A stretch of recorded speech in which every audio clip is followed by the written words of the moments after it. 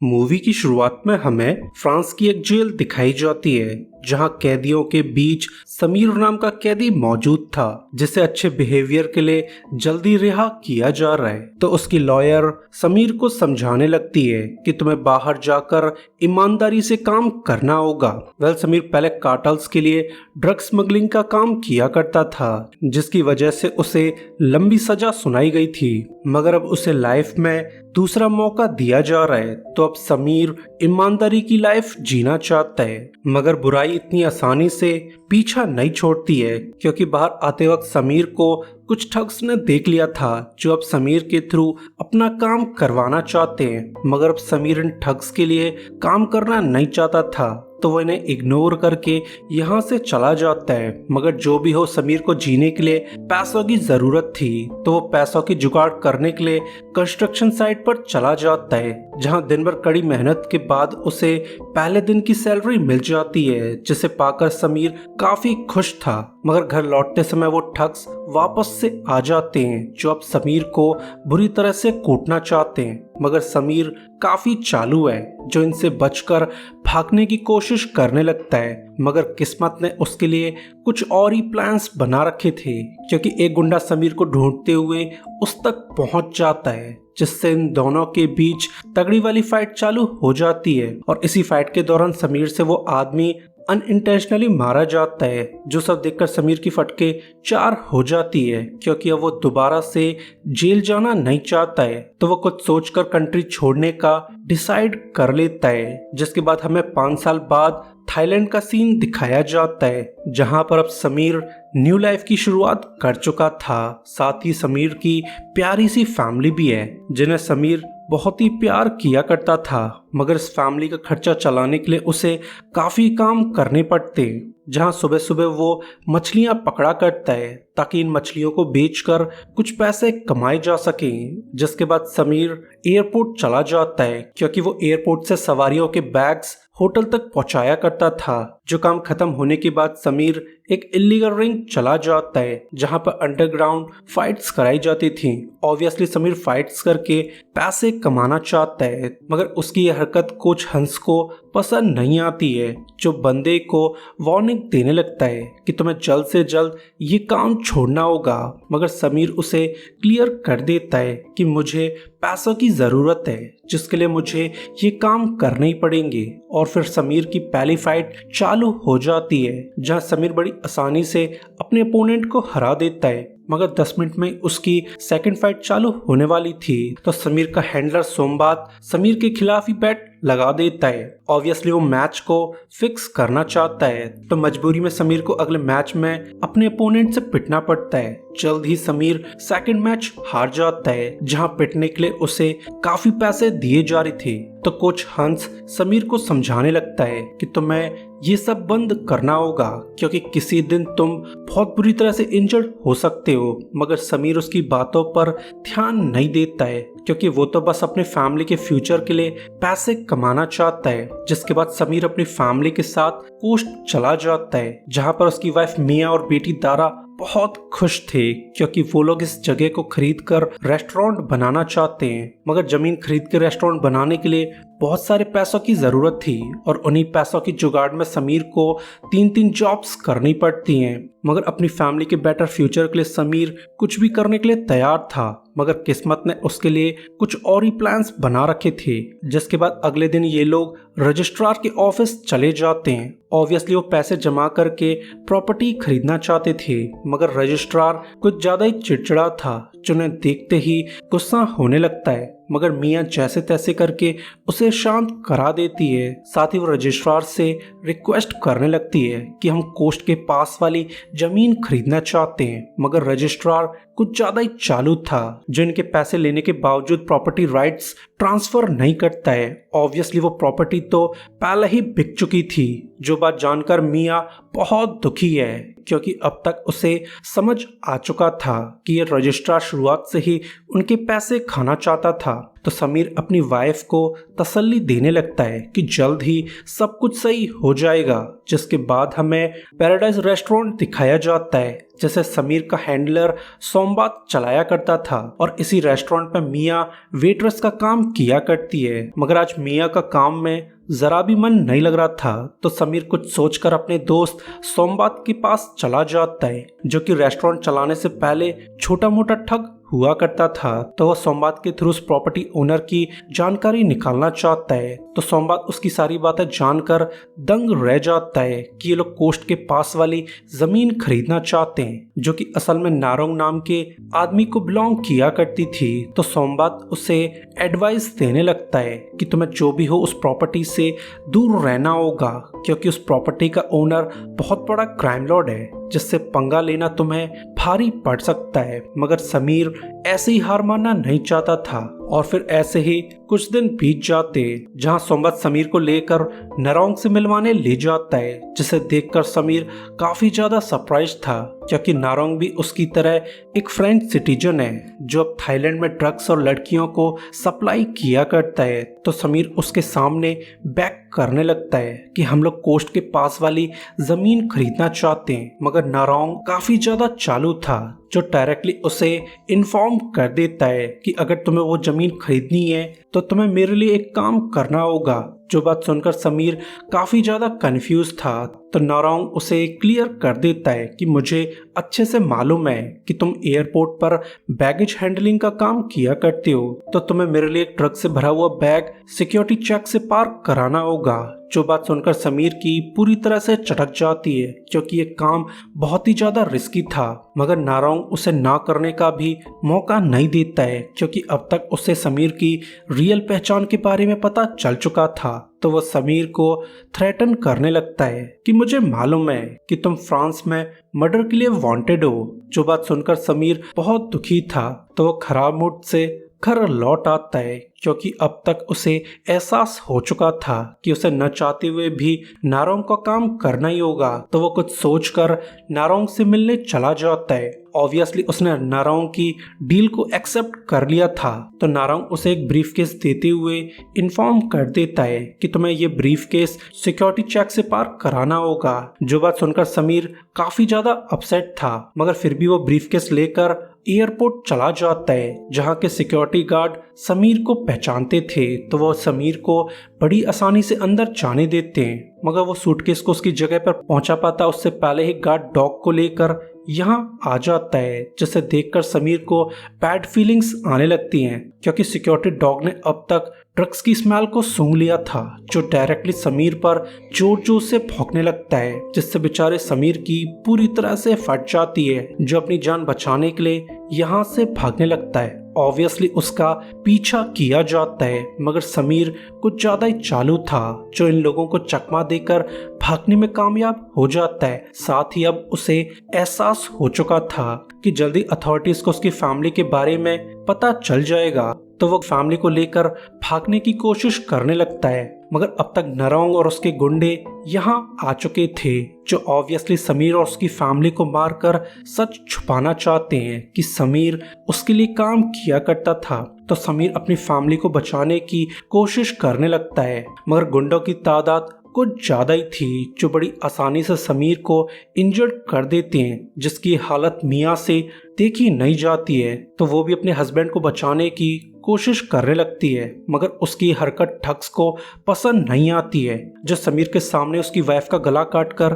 उसे मार देते हैं। जो सब देखकर समीर बहुत ही ज्यादा दुखी था क्योंकि उसकी एक गलती की वजह से पूरी फैमिली बर्बाद हो चुकी थी। जिसके बाद ये लोग घर में तेल डालकर आग लगा देते हैं। ऑब्वियसली ये लोग सभी सबूतों को जलाकर राख करना चाहते हैं इस बात से बेखबर कि समीर अभी भी जिंदा है जैसे उसके गुरु हंसा ने बचा लिया था जो फिर जादू टोना करके उसकी इंजरीज को ट्रीट करने लगता है। और फिर ऐसे ही कुछ दिन बीत जाते हैं जहां समीर की इंजरीज ठीक हो चुकी थी मगर अब उसकी मेंटल हेल्थ काफी खराब है क्योंकि उसे अक्सर मिया के प्रेत दिखाई देते हैं। तो हंसा समीर को तसल्ली देने लगता है कि तुम्हें अपने लिए न सही दारा के लिए जिंदा रहना होगा। जो बात सुनकर समीर को एहसास हो जाता है कि उस रात दारा को किडनैप कर लिया गया था।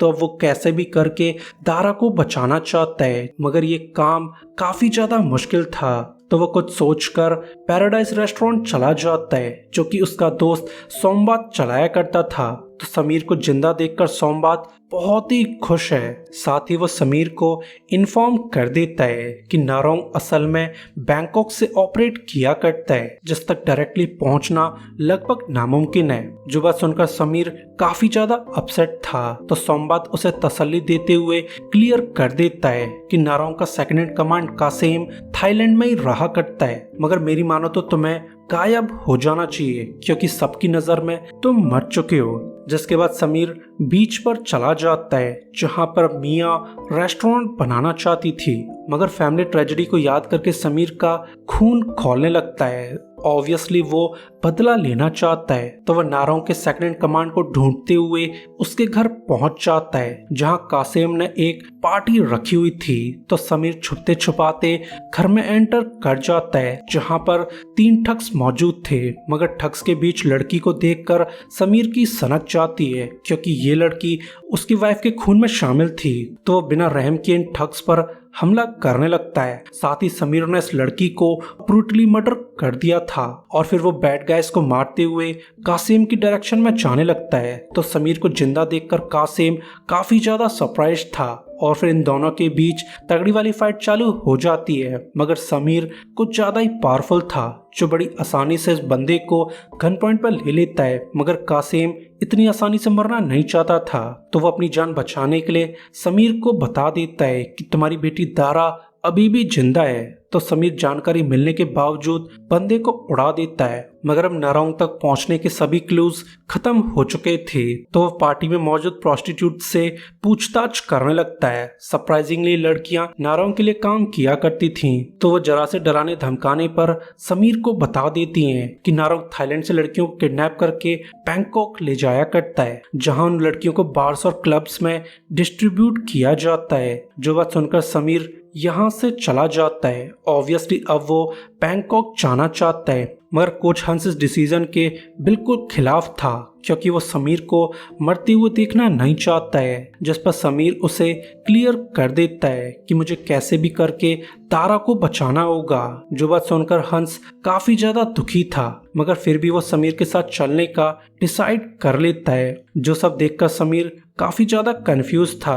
तो ओल्ड मैन उसे क्लियर कर देता है कि मेरा बेटा काफी साल पहले ही मर चुका है और अब मैं अपने दूसरे बेटे को भी मरते हुए देखना नहीं चाहता हूँ। जो बात सुनकर समीर इमोशनल होने लगता है, क्योंकि ओल्ड मैन अब तक उसे अपना बेटा मान चुका था। तो वो लोग सीधा सोमबात के पास चले जाते हैं। ऑब्वियसली वो सोमबात की हेल्प लेना चाहते हैं, मगर अब तक सोमबात ने पैराडाइज रेस्टोरेंट बंद करके अपना सारा सामान पैक कर लिया था। ऑब्वियसली वो इन लोगों की लड़ाई में शामिल होना नहीं चाहता है, तो वो इन्हें अबैंडन करके यहाँ से चला जाता है। तो इन दोनों को सोमबात के बिना ही बैंकॉक जाना पड़ता है, जिसके बाद हमें बैंकॉक का सीन दिखाया जाता है, जहां अब तक समीर और हंस आ चुके थे, जो अब कैसे भी करके नारोंग को मारना चाहते हैं। तो समीर प्रोस्टिट्यूट के बताए क्लब चला जाता है, जहां पर नारोंग लड़कियों को सप्लाई किया करता है, मगर काफी ढूंढने के बाद भी समीर को अपनी बेटी नजर नहीं आती है। तो वो क्लब की ओनर को थ्रेटन करके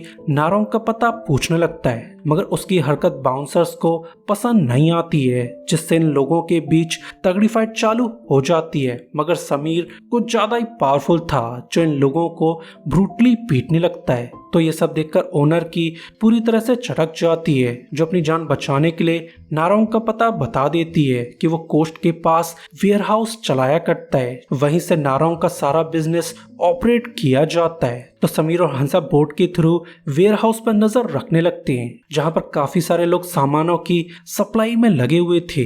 तो उन्हें एहसास हो जाता है कि यहीं से नारोंग का ड्रग्स सप्लाई किया जाता है, तो वो डायरेक्टली वेयरहाउस चले जाते हैं। तो इन्हें देखकर ठग्स की पूरी तरह से सनक जाती है, मगर ओल्ड मैन हंसा कुछ ज्यादा ही खूंखार था, जो अकेले ही ठग्स की बैंड बजाने लगता है। और इसी मौके का फायदा उठाकर समीर वेयरहाउस में एंटर कर जाता है। ऑब्वियसली ओल्ड मैन तो बस एक डिस्ट्रैक्शन था जिसका फायदा उठाकर समीर अपनी बेटी को ढूंढना चाहता है। जल्दी समीर को ढूंढते हुए कुछ बच्चियां नजर आ जाती हैं जो नारायण के लिए उसके ड्रग्स को पैक किया करती थी। तो समीर इन लड़कियों में अपनी बेटी को ढूंढने की कोशिश करने लगता है, मगर इन लड़कियों में भी उसे अपनी बेटी नजर नहीं आती है। तो वह लड़कियों से नारायण के बारे में पूछताछ करने लगता है, जिसमें से एक लड़की उसे इन्फॉर्म कर देती है कि नारायण और उसके गुंडे ऊपर के फ्लोर्स पे मौजूद हैं। तो समीर इन लड़कियों को आजाद करके ऊपर जाने लगता है। ऑब्वियसली वो नारायण के गुंडों को मारते हुए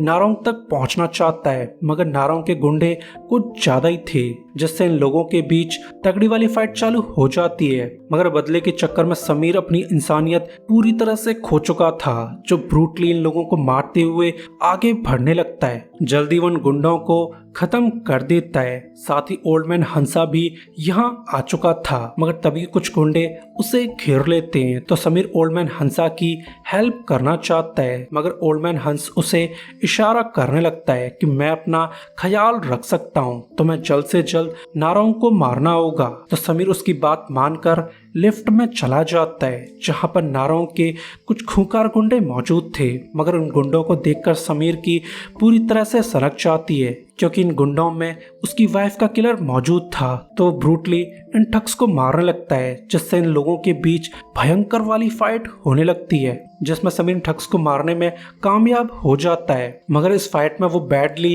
इंजर्ड हो चुका था, जिससे अब समीर की हालत बद से बदतर हो चुकी थी। मगर अब समीर हार मानना नहीं चाहता है, जो टूटी फूटी हालत में ही नारायण की डायरेक्शन में जाने लगता है। वहीं ये सारा सीन कैमरेस के थ्रू नारायण ने देख लिया था। तो समीर की हालत देखकर नारायण टॉन्ट करने लगता है कि तुम तो सच के बारे में कुछ भी नहीं जानते हो, मैं शुरुआत से ही तुम्हें मारना चाहता था। जो बात सुनकर समीर काफी कंफ्यूज है। तो नारायण उसे क्लियर कर देता है कि फ्रांस में तुम जिस आदमी को मारकर भागे थे वो असल में मेरा भाई था। यकीन मानो तुम्हें ढूंढकर मारने के लिए 5 साल बहुत लंबे हैं। वैसे समीर तुम्हें अपने दोस्त सोचकर बनाने चाहिए। जो बात सुनकर समीर काफी कंफ्यूज था। तो नारायण उसे क्लियर कर देता है कि तुम्हारा दोस्त सोमबात एक ट्रेटर है, उसी की वजह से हमें तुम्हारे बारे में पता चल पाया था। वही बंदा तुम्हें मरवाना चाहता है, साथ ही तुम्हारी बेटी दारा भी सोमबात के कब्जे में। जो बात सुनकर समीर की पूरी तरह से सनक जाती है। जो भी वो समीर मूवी का हीरो था, जो जैसे तैसे करके नारायण को ऊपर पहुंचा देता है, यानी अब उसका रिवेंज पूरा हो चुका था। तो वह टूटी फूटी हालत में बाहर जाने लगता है, जहां अब तक उसका गुरु इंजरीज के चलते मर चुका था।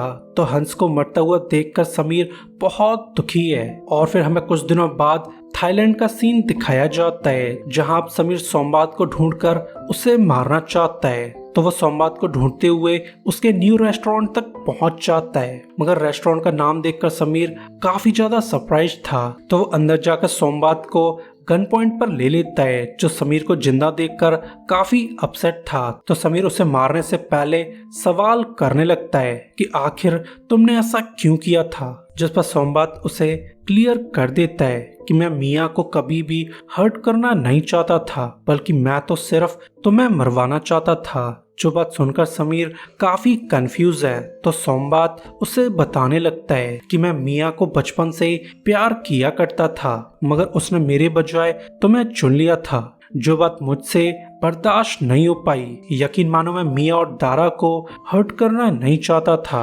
और इसी समय समीर को अपनी बेटी दारा की आवाज आने लगती है। तो वो उस बंदे की जान बख्श के अपनी बेटी के पास चला जाता है, जो समीर को देखकर बहुत खुश थी। तो समीर भी खुशी से अपनी बेटी को गले लगा लेता है, मगर तभी उसे गनशॉट की आवाज आने लगती है, जो आवाज सुनकर समीर को एहसास हो जाता है कि सोमबात ने अपनी गिल्ट के चलते खुदकुशी कर ली होगी। तो वो अपनी बेटी को लेकर यहाँ से निकल जाता है और इसी के साथ ये मूवी एंड हो जाती है। सो गाइस, वीडियो के लिए लाइक और सब्सक्राइब कर दीजिए ताकि हमें आपका सपोर्ट मिलता रहे।